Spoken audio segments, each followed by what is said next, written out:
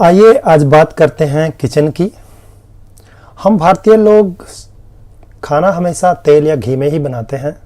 हम अमेरिकन्स की तरह पानी में कुछ नहीं पकाते और इसी से हम चीज़ों को टेस्टी बनाते हैं। लेकिन आपके साथ भी ये ज़रूर होता होगा कि जब भी आप सुपरमार्केट विजिट करते हैं तो तरह तरह के कुकिंग मीडियम देख के आप कंफ्यूज हो जाते हैं कि कौन सा ख़रीदना चाहिए।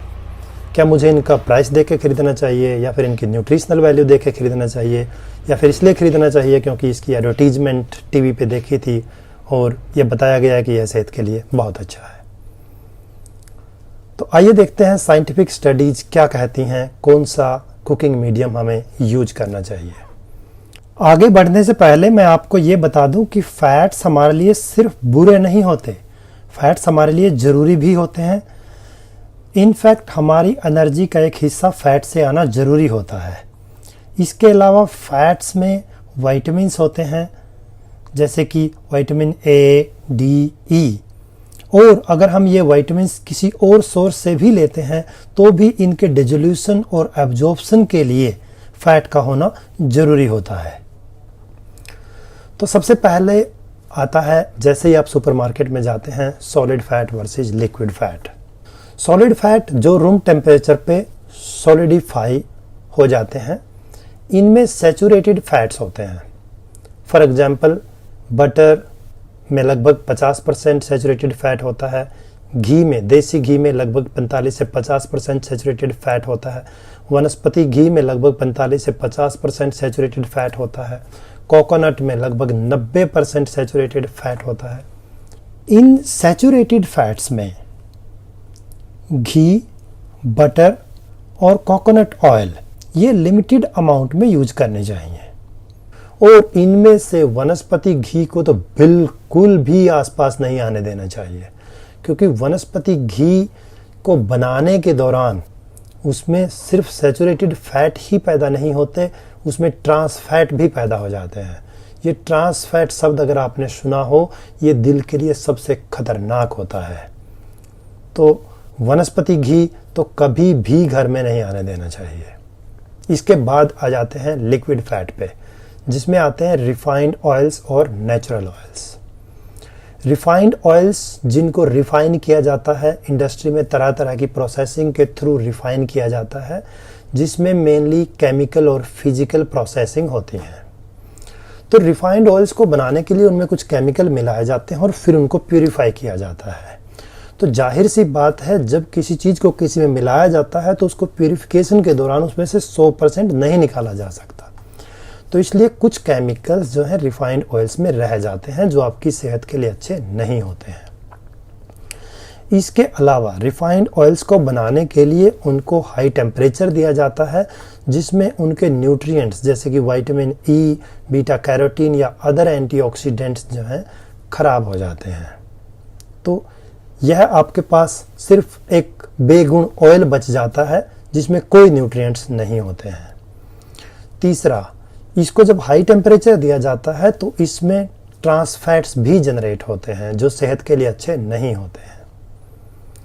चौथा, जब रिफाइंड ऑयल्स को केमिकली रिफाइन किया जाता है तो उनमें कुछ टॉक्सिन्स भी पैदा होते हैं जिनका कोई एनालिसिस नहीं किया जाता, ना उनको डिब्बे पे लिखा जाता है और ना उनका आपको कोई आइडिया है।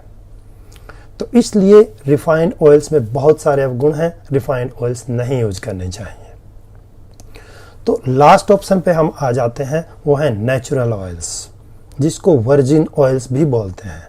यह शब्द इंडिया में इतना यूज नहीं किया जाता, लेकिन वेस्टर्न कंट्रीज़ में, अमेरिका में और यूरोपियन कंट्रीज़ में ये शब्द आपको बहुत कॉमनली सुनने को मिलेगा। आपने एक शब्द सुना होगा कच्ची घानी, जिसका मतलब होता है कोल्ड प्रेस्ड, कि इनको लो टेम्परेचर पे निकाला जाता है ताकि इनके अंदर के न्यूट्रिएंट्स डिस्ट्रॉय ना हो। तो नेचुरल ऑयल्स में उनके सारे न्यूट्रिएंट्स, विटामिन्स, एंटीऑक्सीडेंट्स सब कुछ बरकरार होते हैं, तो इसलिए सेहत के लिए सबसे अच्छे होते हैं। ऐसा नहीं है कि नेचुरल ऑयल्स में सैचुरेटेड फैट बिल्कुल नहीं होते हैं, लेकिन इनमें सैचुरेटेड फैट बहुत कम होते हैं। मैं आपको एक मोटा मोटा कंपैरिजन दे देता हूँ। ऑलिव ऑयल जिसको सबसे अच्छा माना जाता है, इसमें 14% सैचुरेटेड फैट होता है। मस्टर्ड ऑयल इसमें लगभग 12% सैचुरेटेड फैट होता है। ग्राउंडनट ऑयल में लगभग 17% सैचुरेटेड फैट होता है। सोयाबीन ऑयल में लगभग 16% सैचुरेटेड फैट होता है। सनफ्लावर ऑयल में लगभग 13% सैचुरेटेड फैट होता है। रेपसीड ऑयल जो सरसों का ही भाई है, इसमें लगभग 6% सैचुरेटेड फैट होता है। सिसमी ऑयल जिसको तिल का तेल बोला जाता है, इसमें लगभग 14% सैचुरेटेड फैट होता है। और राइस ब्रान ऑयल में लगभग 20% सैचुरेटेड फैट होता है। और इन सब ऑयल्स में ट्रांस फैट लगभग नील होते हैं, शून्य होते हैं। अभी सवाल यह है कि इनमें से भी कौन सा ऑयल खाया जाए। तो एक स्टडी की गई national institute of nutrition Hyderabad में और दूसरी स्टडी की गई sir Gangaram hospital new Delhi में, और इसके अलावा वर्ल्ड वाइड बहुत सारी साइंटिफिक स्टडीज की गई हैं।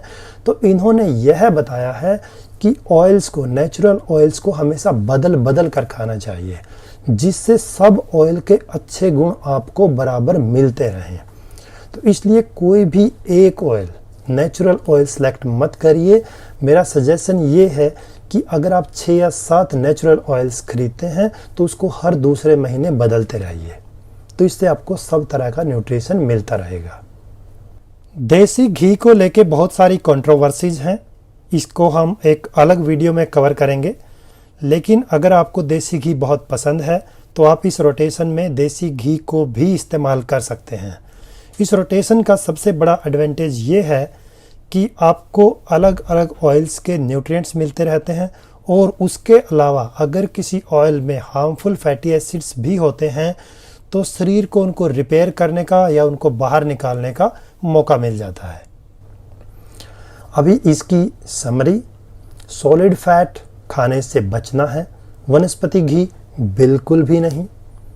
ऑयल्स में refined oils no, refined oils बिल्कुल यूज ना करें। और रिफाइंड ऑयल को जब आप गर्म करते हैं घर पे तो उसका टेम्परेचर 170 डिग्री तक पहुंच जाता है, जिसमें और ज़्यादा ट्रांस फैट जनरेट होते हैं। इन ट्रांस फैट्स का तो आपको बिल्कुल भी अंदाज़ा नहीं है, क्योंकि ये तो आपके घर में जनरेट हो रहे हैं। और तीसरा, हमें नेचुरल ऑयल्स यूज़ करने चाहिए, और नेचुरल ऑयल हमेशा बदल बदल कर यूज़ करें। और एक हिदायत, जब भी आप ऑयल खरीदें या कुकिंग मीडियम खरीदें, उसके पैकेट पे 2 चीज़ें ज़रूर देख लें। सैचुरेटेड फैट कंटेंट 20% से कम होना चाहिए, जितना कम हो उतना अच्छा है। और ट्रांस फैट 0 होना चाहिए, ट्रांस फैट बिल्कुल भी नहीं होना चाहिए। मुझे उम्मीद है इससे आपका कन्फ्यूजन ज़रूर दूर होगा और आप सिर्फ और सिर्फ हेल्दी फैट ही खाएंगे और अपने आप को और अपने दिल को स्वस्थ रखेंगे। और वीडियो अगर यहाँ तक देख लिया है तो आपको ज़रूर पसंद आया होगा, तो एक लाइक कर दीजिए। Your like encourages me to bring more content. और साइंटिफिक एविडेंस बेस्ड रिसर्च के लिए देखते रहिए science, health and education. Thank you.